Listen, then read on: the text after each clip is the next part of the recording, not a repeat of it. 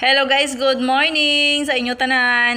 Aga pagbalik kami mga guys, nagmata no, bisan lami pa kayo itulog, kag iligid-ligid, kay napulaw kita. Sige lang, kay malagaw naman kita. Padulong gali kami mga may guys no, diri sa Crocodile Farm sa Davao. Mao daw ni isa diri ka nice or nindot nga lagawan diri sa Davao mga may guys. Kung ari ka daw diri sa Davao, dapat hindi mo ni palagpason nga time.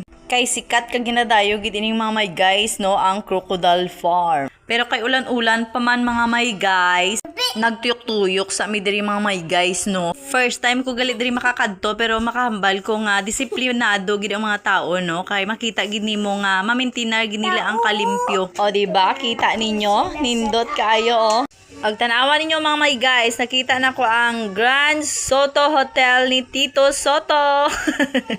Hay nako mga may guys, daw ay plano ang ulan maguntat ha. Sige na lang kami kabalik-balik diri. Nagulat-hulat kami nga basi mauntat man lang ang ulan mga may guys.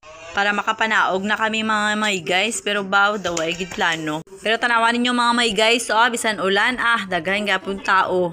Naapo day mga manukan diri pang sabong.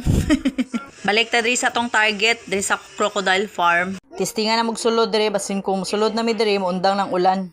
Nanaog na kami mga may guys, pero kusog lang gihapon ang ulan. Dili na pwede sulayon kay ang mga kabataan, dili pwede, mga bibi pa naman. Sunod na lang, bye!